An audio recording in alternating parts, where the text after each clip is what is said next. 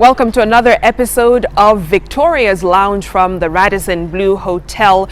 Today we're talking to women who didn't exactly meet the standard of beauty according to society, but learned to love their unique beauty and to sensitize others on the importance of embracing those who look a little different. So let's meet them now and get the conversation started.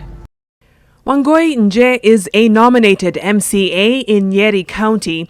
The 27-year-old has championed the rights of persons living with vitiligo countrywide through her very own Wangui Vitiligo initiative. As part of this sensitization exercise, Wangui has distributed sunscreen in 14 counties. Julie Wanderi has lived with vitiligo since she was 1.5 years old. Now in her 20s and a mother of 3, Julie has used her unique skin condition to raise awareness and even worked as a model in the Purple Love campaign that helped educate the public about vitiligo. Her bright smile and vibrant personality outshine the past of a stigmatized albino child growing up here in Kenya. Jane Waithera couldn't be more proud and confident about her story, which she has shared to inspire, challenge, and change minds. Jean Mashimba Mwongela is a media personality, entrepreneur, vlogger, wife, and mother who is passionate about health and wellness.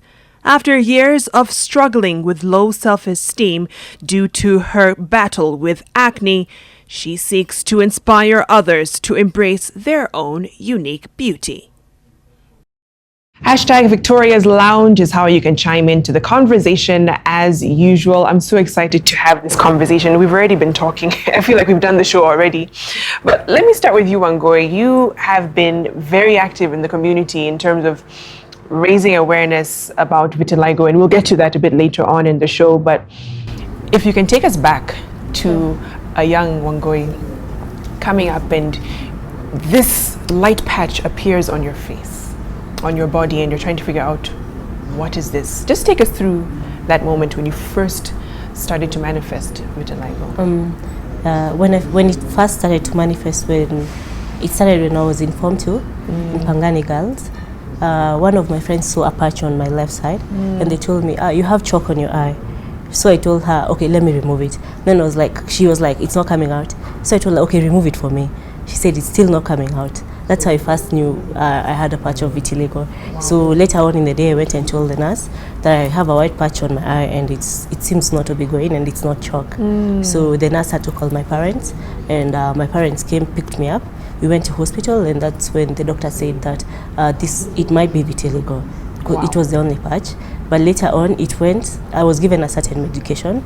I applied for a month or so, then it went. It just disappeared. It came back now when I was in Form 4. That was in Form 2. There was a period I didn't have vitiligo, any patch at all. So it came back when I was in Form 4. Small patches on the fingers, like very small patches. Julie has the small patches, what I had on my fingers back then. Wow. And then I applied medicine. Again, it disappeared. But now, back in 2013, when we were campaigning, that's when it came it fully blew. Wow. Yes, it started dots all over the body. Then it fully became white. And even if you used medication, anything? I tried medication. I went for phototherapy. Yeah. Those phototherapy at Kenyatta. It would heal, then after a while, come back. Wow. And then there's a certain medicine I'd been given. I'd apply it, but then when I go out to the sun, I get blisters. So I'd stop it. So I started on another nutritional medication with my mom, taking carrot juice and tomato juice. That really helped. It actually brought part of my skin back. Wow. But now, because I was in politics, most of the time, of course, I didn't get time to take carrot and tomato juice. So I'd miss taking it, and it spread. My goodness. But it got to a point where I was like, this is me. Yeah, so you just didn't bother having to... I decided, you know what, if it comes back, it will come back. I stopped bothering now because I think I'd gone through a series of medication and it became tiring. I remember there's one time we even went to Busia. There's a Camry in Busia. So they said there's a certain medication they gave me. It was an injection of penicillin.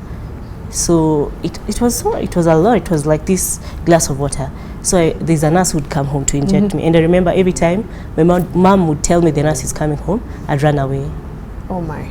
Because it was really painful. Oh my. So it got to a point I told my mom, I think we've used everything, and we've used many resources to just try and heal it. And I've read, I'm a good reader. I read the internet a lot, I read books a lot, and in the books it comes back naturally. There's no like certain medication that you can use. The medication will work, yes, for a while, but then it will recur again. So it's here to stay, literally, and it's a progressive condition. It's progressive, and like I can tell you, at one point, I have pictures. At one point, I was fully white, and like you can see now, it's coming back in patches. Wow. Yes. So why would it kind of shift like that, where your skin would come back, the melanin would come back, and then go away? What would kind of cause that? Most of it is caused by stress. When someone is really stressed up, the skin tends to fade away. Or when you're at peace, when you're happy, and when everything is okay, your skin just naturally builds itself back. Wow. But the main cause, the one that scientists say is the antibodies fight your melanin cells. The antibodies take the melanin cells as invaders, as a disease in your body. So they fight the melanin cells that causes the skin to turn to white. Wow. Yes. So it's an autoimmune disease. It's an autoimmune condition, actually. Wow. Yeah. We don't call it a disease, we call it a condition. Condition, yes. Yes. I beg your pardon. Yes. But for you, Jane, you have albinism. It's been with you since birth.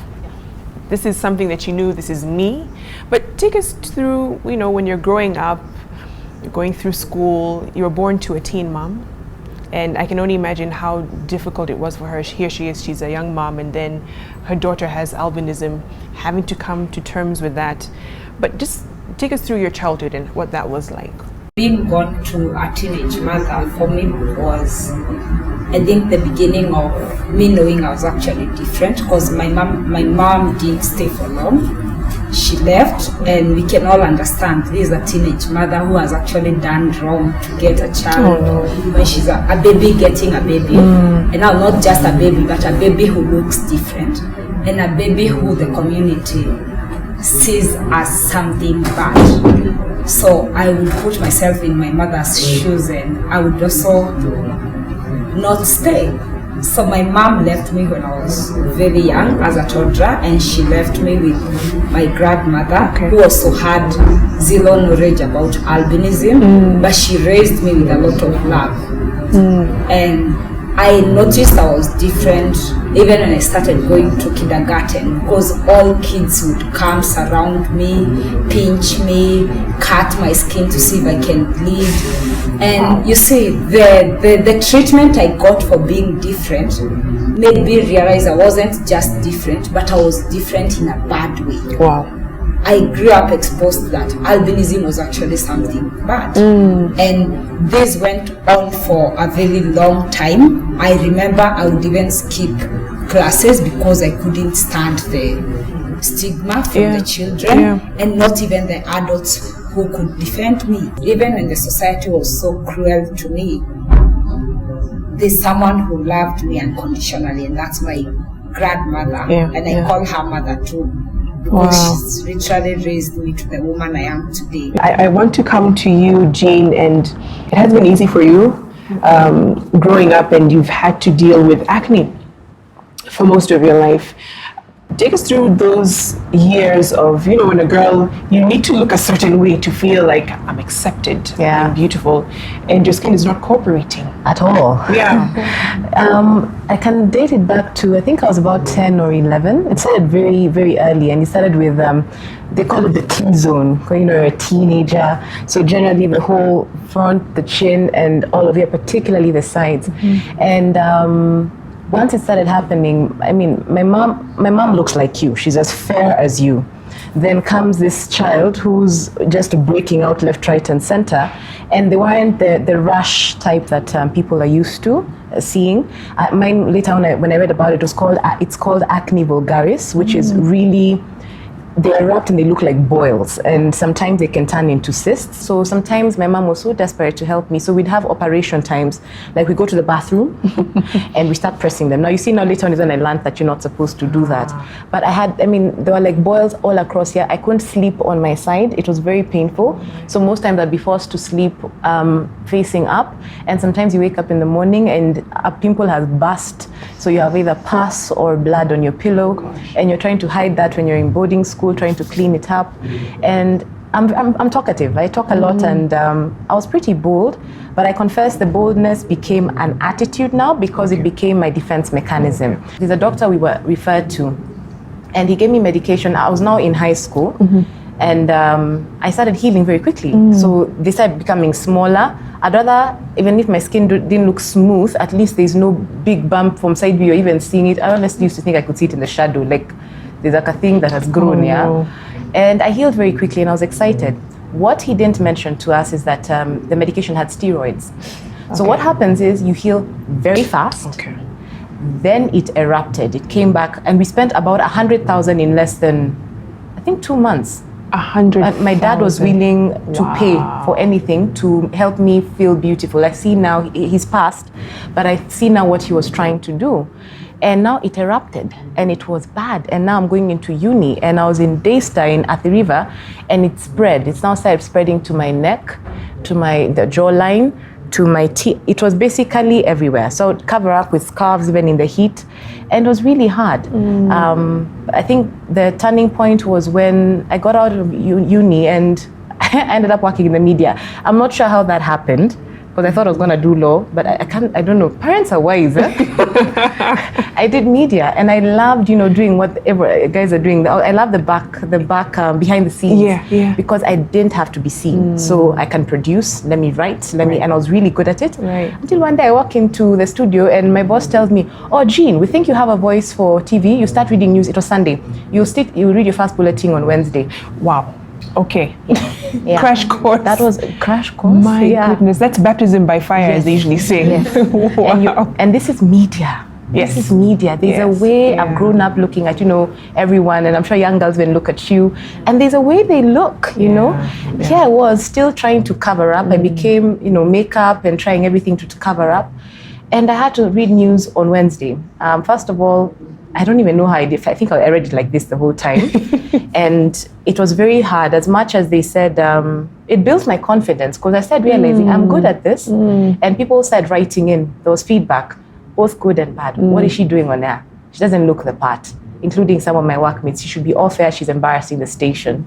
And I had that, and I actually broke down. So someone had to step in and read the news for me in the morning. And also the positive side of people writing in, she's so bold, she's so, and that's actually what fueled me. And I said, you know what? The boss hasn't kicked me off air. I must be doing something right. And that's when I started now becoming more confident, also becoming I started now hiding behind makeup. Because TV, you have to look a certain way. Put the mask on. But even if you put the mask on and a pimple comes, because the breakouts would still come, you're not going to cover a layer that, So I would go on there and just be bold. And say, you know what, it is what it is, and grew from there. And I'm glad you said that, because then I know that will come up in the second part of the show, and we talk about your journey of building your confidence and building your self-esteem, because beauty comes from a certain place, not just the outside. And Julie will come to you on your story. But let's take a short break here in Victoria's Lounge. We'll be right back. Keep the conversation going on social media.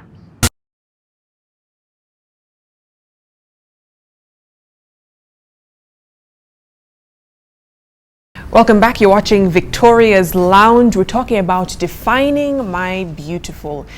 Julie, let's come to you. You are a mother of 3. I was talking to you earlier. I was just like, okay, you don't look like it, first of all. But take us through your journey of having vitiligo and dealing with the condition. Okay. My vitiligo started when I was 1.5 years. Wow. So basically, I've grown with it. And I can say I did not discover it. It's my mother who discovered it, since it started on my genital area. And the first thing that my mom thought were the house girls were burning me with the napkins and the diapers. goodness. That was the first thing that came to my mom's mind. And she, like, after chasing away like 5 house girls, is when she discovered this thing is not going away. And it's not the house girls, because she had to take care of me for a while, so that she noticed, no, it's not. So she took me to several hospitals, and basically the news she was getting, like, they don't know what it is. They're just assuming it's the burns, the nappy rashes, and all that. Then after a year or so, a year or two, she was like, this thing is not going, and it was spreading. Basically, I can first start by saying vitiligo is defined in many types. It's not the same. I have vulgaris, vitiligo. And she has 2 different vitiligos. They kind of combine. Whoa. So how many strains are there of? There is acrofacial vitiligo, which occurs on the face, hands, and the feet. Okay. You become totally white. Then there is vulgaris, what I have, scattered patterns everywhere in your body. And then now you have segmental vitiligo, which affects one side of the body. It chooses which side to affect. And then you have focal vitiligo, which focuses on one point. It just chooses one point and it will stick there. It's just grow on that point. Whether it's just one hand, it will just be there, right? It will just be there. So, and then now there's the mixture. You can get a mixture of what she has, because she has acrofacial and she still has vulgaris. Wow. For me, it's been a study. For me, I love art. So basically, I've been studying the patterns of vitiligo. That is how I came to appreciate my vitiligo. Wow. So I love that. Yeah, turning it into art. Yes, I turned it into art. Wow. So again, I can say I went to hospital until I reached around class 7. Is when I got tired, because during my break times I was in hospital. I did not have a social life. Basically, my social life was in hospital. Wow. Every time going for treatment, going for phototherapy. So when I reached class 7, I told my mom, enough is enough. I'm tired. And then later on, I came to ask her how much did they spend on me, and it came to around 6 million and something on me, on my medication. So it's quite very expensive for the treatment and all that. And 6 million at that time was a lot of money. It was not something small. It's not like this time. So I just told her, I'm tired. I'm tired of all this medication. I just told my mom. One thing, my mom really understood me, but the point is, when it started, she was stigmatized first before I even got stigmatized. Because for her, I was the different kid. We are 5 in our family, and I was third born. I was the middle born, and I came out different. And when it progressed, the family kept on asking her questions. What's up with your daughter? So she started separating herself from family. She started distancing herself from people because of the comments. And she accepted it for a while. It stigmatized her, until to a point she went silent. After my 2 brothers came into life, she went silent. Now, I can say my childhood wasn't easy. When I was going to school in primary, I was being bullied, basically, by kids, being put for pins. You know those jokes that people put for you, pins, and you sit down on them. Basically, the laughing stock in school. When you're going to play, everybody's enjoying you. And then I'd go back home, and when I reach home, my mom is not there. And I was raised by my stepfather. And so basically at that time I did not know he was my stepfather. I came to know later on. But I would like try and talk to him, but still there was a wall. I could not reach out to him. So I'd prefer talking to my mom. But my mom was not home most of the time. And when she would come, she's busy. Or she's tired. She's going to sleep. So I isolated myself. There was no one to talk to. I had to no one to release talk the to, pain even to. no one to release the pain to. My brothers were still young, so, and my big brother and sister were not raised together. They were raised shagged. So basically I had no one to talk to, so I isolated myself. I learned to like stay by myself. I can say my secondary life was good. It was good for me, because that's where I started building my self-esteem. I could see I could do this, I'm actually good at this. So I ended up building my esteem there. And for you, Wangui, when did you first start feeling I'm beautiful? When I joined politics, it's all dawned on me I'm beautiful. Because politics, of course, you can't just be chosen like that. And I'd go somewhere, people would stare and they tell me you're very beautiful.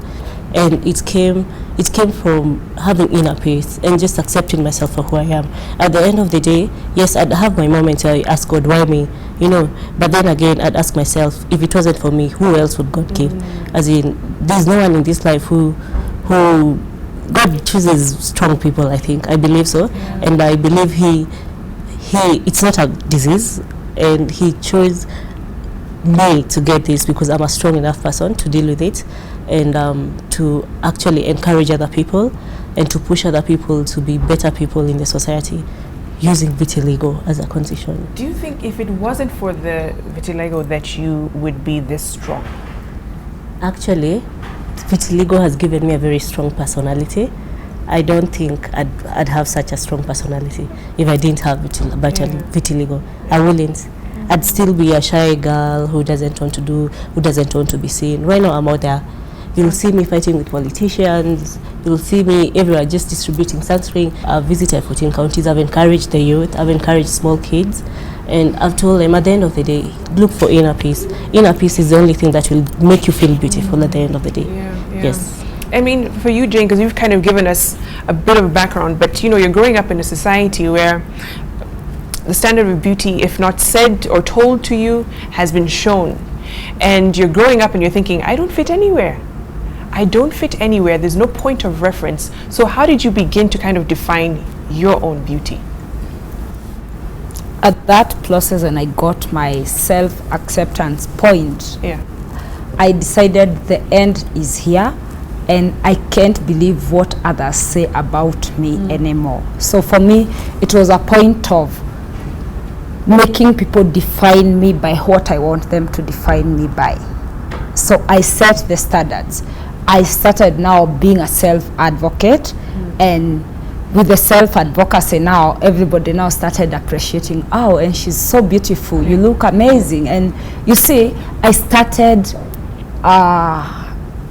emitting positive energy and positivity, and any negative that came to me, it was bounced back by a compliment or by a positive. Wow. So for me, it was really a journey of redefining myself and redefining beauty. I've really worked on the path of not letting albinism define me, but Jane defines herself because she's Jane Waithera. She's beautiful, she's amazing. We need to change from the society's side and even from parenting side. Start reaffirming to your young children that they are amazing regardless of how different they are. Let's start having promotional adverts with people who are different. I feel bad when I see like all the society wants us to see is perfection.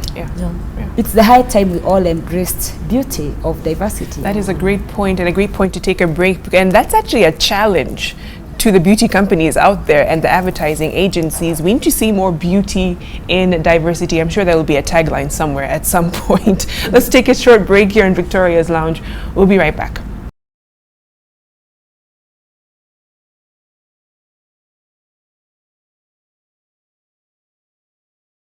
All right, welcome back. You're watching Victoria's Lounge. We're talking about defining our beauty. Jean, you took it through having to come into the media. You're in front of the camera. You're getting mixed reactions. And I'm sure that didn't help, but also helped in you kind of defining, you know what, this is me. This is who I am. And how did you actually get to that point where you fully accept it? I love God. I think God just, I like calling God a creative. And sometimes when he needs that to come out, he'll throw you into places which will now force you to become that which you are. Because I was hiding a lot. So the media for me, he threw me in to start seeing me as me and what I carried inside. Wow. So when I started speaking and, doing shows that, won awards even internationally at CNN, I was like, wait a minute, so I do carry something. It's not just about what's here, it's what I have in here, it's what I have in here. So for me, that's when I started now actually going to the mirror, watching. When the bulletin has been recorded, I watch myself later, I'm like, I don't look too bad actually. Then I would also see, okay, I need to study and make up this side. So it also made me a makeup artist. So that's the first time I think I started appreciating who I was, what I saw. The second thing I think God used was, I didn't think I was going to get married, yeah. The men were just, the most saw the outside and superficial. judged. Yeah, the superficial. And most would want to use you because they're not going to keep you anyway. But he brought someone who saw me. Yeah. And I knew because I was reading news, a lunchtime bulletin, and I started breaking out on air. I started itching. So I was like, no, what's going on? So when the commercial came, I told the producer something is not right, and I started apparently turning pink. So I had to be pulled off air. Someone had to come in. Wow. Oh gosh, thank you for all the guys who had so much grace. And you know, running to the bathroom, trying to wash the makeup off, and I was literally breaking out in a rash, and I was pink. Cut the long story short, I was taken to hospital, met a new dermatologist who told me my body was basically, it chose that day when you're on air to start reacting to all the things I'd been given, because everything the doctors gave me I took without asking questions. Oh, wow. I didn't do research, so my system was on overload. Wow.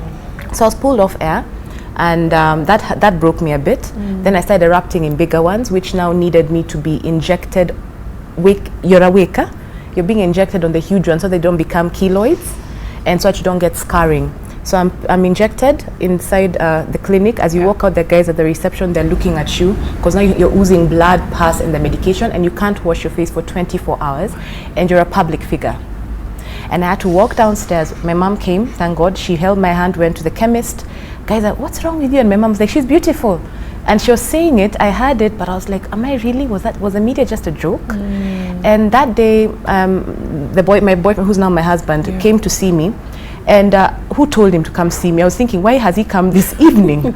So I go open the door. No, I didn't open the door. I actually peeped on the people. I was like, yes. It's like, okay, see, you let me come in. I'm like, what do you want? Eventually, I let him in after I put my braids on my face, got a hoodie, and let him in. Walked to the kitchen. I'm thinking, you know your way around. There's the fridge. Right. Then he told me, I want to see your face. Then I'm thinking, do you know what I look like? You need to date someone else, because I thought he was too good looking for me. I was like, no. So eventually he convinced me and I took it off. And that's the first time someone looked at me without doing, or he looked at me and his face stayed the same. And he just told me, that hurts, eh? And I was like, yeah, it does. Don't worry, you're going to be fine. You're still beautiful. Wow. And I was just like, okay, I think this one is a keeper. Yeah. I think God sometimes will use people to force things out of you. So he's been used. And also a man who I call my father, he's a father figure, and he just told me once, I went to see him and I didn't have any makeup on, and I felt so naked. So he asked me, when people tell you you're beautiful, you don't hear it, do you? I was just like, actually not really. So you are beautiful. And I started now studying, looking back on my life and going like, the pockets that God has put me in have forced me to speak and be seen. For little girls to watch news and see a girl who has acne, you can have acne and read that news. Yes. If you're good at it and deliver, you can win awards. So be it. Yeah. So it's been quite a process. The media was my fire. Wow. To refine the gene that he created me to be. Wow. Amazing. And you wouldn't have had a story to tell. Exactly. You know, and that's the thing, people don't realize. Like, I wouldn't have an interesting story about myself if I didn't go through these things. And it's never really for us. No. It's for someone else. And you know, Julie, it's one thing for you as an individual to kind of have your own experience, but you're raising 3 kids and you're also having to impart something to them. And you can't do that if you're a broken person. So just take us through that, because you had to be a whole person, a mom, be comfortable and confident in yourself, and then raise these 3. Okay. That part really comes through. That is the tricky part about this life. For Julie, being a mom, it was out of desperation of looking for love and attention. That is how I became to be a mom. I'm a single mom at the moment. Wow. Because I rushed. Immediately I finished high school, I just rushed. This is when my mom gave me the news that this is not my dad, your dad is this person. And I'm like, I used to call him Uncle Mdosi, my rich uncle, and then it's a turnaround for me. It's been a blow all my life, and then being given this was the biggest blow. And I was like, how comes I have a rich dad and I am going through all this, and he could get the treatments for me, I would be okay. So I ran away from home and decided on a search to look for my father, which to me was not a good thing. It was kind of disappointing for me. And I ended up meeting a father of my first child all 3 kids are of different dads. I do not hide that story because It's fine. It's your story. it is my story. Yeah. So I met the father of my first kid, and I got the first kid, but the parents would not accept me. One, I look different. She cannot be the mother or the wife to my child. son. Yeah. So that didn't go well. So after that, I met the second father of my child, and it was good for a while, but challenges came. And when challenges came, he left without no word. Up to this day, he has never seen his son. Wow. And my son is 7 years now. So then now, this was my biggest blow when I got my third kid. I thought I met my husband since he loved my first 2 kids, and we lived together for a while. But it was not a bed of roses. As I always say, every marriage is not a bed of roses. So when I entered into this marriage, I was entering in the purpose, I need to find a father figure for my kids. I do not want them to go through what I went through. That was my main purpose, to enter in this marriage. And yes, this guy loved me. At the beginning, I thought so. Then later on, coming to find out, he would listen to the thoughts of other people. So everybody was like asking, what do you see in this girl? She has marks. How about your kid? Your kid will get this and all that. They would keep on asking him, and the pressure became too much on his side that he turned violent on me. So most of the time we used to have fights in the house. We would fight even in front of the kids, and it was not a good picture for my kids. They grew up, the picture that was there was a negative one. Even if I wanted to give them a positive life, they would see their mother being beaten, or they would see me and my husband fighting all the time. We're always fighting. So I left. I took the kids and we left, and I went back to my mom. And during that time when I was in marriage, he made me feel so down, like I was nothing, like I could not make it and all that. But do you know, that made me even stronger? No. Wow. I did not take it that way. I took it like, this person is saying me this, I have to prove him otherwise. To me, it was like a challenge. This was my challenge. Wow. And then after that, I still, at the moment, my dad disappointed me, my biological dad. Then now this time I decided to look for him. So I looked for a PI, paid him, and then he looked for my father now. So when... The story reads like a movie script, sorry. I'm so sorry, it is a movie. So sorry, it is a movie.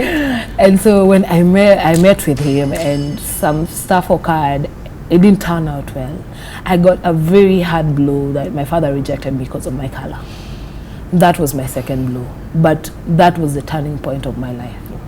Because that is when I did not even cry for long. Like I used to sob myself, drink a lot of alcohol and sob myself. But this time I did not. I actually cried a little bit and I was like, I have to do something with myself. This can't be my story. Right. Why am I being rejected everywhere? Wow. Why am I being rejected? I have to make a positive impact. So this is where I started accepting myself the way I am and started building myself. I started looking at myself in a different way. I was like, if I got the first kid, I got a guy, I got a second guy, I got a third guy. That means I'm beautiful. My mom keeps on telling me I'm beautiful, then I gotta be beautiful. So I started looking for things I could do. For me, there's this guy who took a photo of me through a camera, and he was like, his name is Joshua, and he was like, do you know you look so good in a camera, as in you're photogenic. Yeah. So I was like, okay, then I think I should be doing this. I should be going for photo shoot. So I did my first photo shoot with Big Ideas Entertainment, and my photos ran through to most places, and then there's a director by the name of Gina Mtune who found one of my pictures, and she decided to use it to do a soundtrack of a movie that is yet to come, not yet released.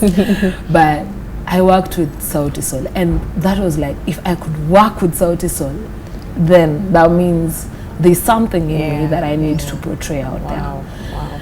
So that was how I started accepting myself slowly. So then I started working on other photo shoots. When I did Purple Love, that was the blast for me. Wow. It was a blast for me. I would see myself in a different way that I never thought I could look at myself and see myself that way. So I started doing something small. I'd organize for someone like Njee, who I'd call her. She never used to like taking photos so much, let me be honest. So I was telling her, can we go and do a photo shoot? Can we do a photo shoot? I look for other guys. There's a male model, it's called Tom. He's actually a banker and he had never done modeling ever in his life. And me, I just looked and I saw the potential and I was like, you need to do a photo shoot. So we like gathered up and we did a photo shoot. I looked for another lady, she's called Lorna. And so my intention basically was, I used to see the beauty. I would see how the art is, as she said, as Jane said, God has a way of portraying beauty in different ways. It's not about being black, it's not about being white, it's about the patterns. For me, I would take it as patterns. The way God sat down, he's an artist. He's an artist, a designer. And he designed and he like drew me, I should have these certain patterns and all that. So for me, I took it like an art piece. And basically, that's how I deal with my vitiligo. Amazing. Yes, it's not easy. I tend to tell people, don't look at the negative side of the condition. Look at the positive side. What is it bringing to you? How do you feel when, like, you're seated among? You're the only person who's unique in between. Wow. So you should be feeling proud rather than feeling down. Wow. That is it. I am so inspired, my goodness. We can be here all week. This is actually the positive energy we need to be having just generally in society. Thank you so much, beautiful ladies, for your stories. I hope that we've inspired a lot of people to just start thinking about whatever it is that you're going through. Listen, it's not that bad. And try to find the beauty in whatever it is, because there is hope, there is light, there is a purpose for your life. Whatever you're going through is, again, not just for you, but someone else, to encourage them that they too can make it through. Thanks for watching Victoria's Lounge. Thank you to the Radisson Blu Hotel for hosting us. Such wonderful hosts as usual. Have a wonderful evening, and let's do this again next week. Somewhere.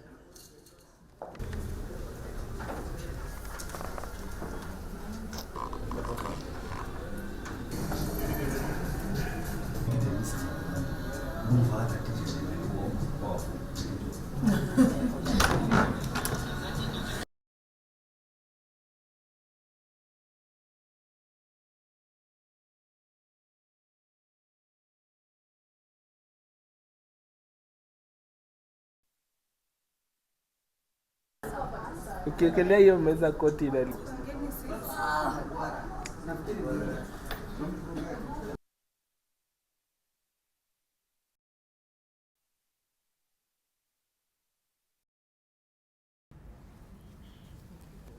Okay. I'm just in this movie. What? I mean, all of your stories, I'm just like, my goodness. If I'm feeling like this, I think this is probably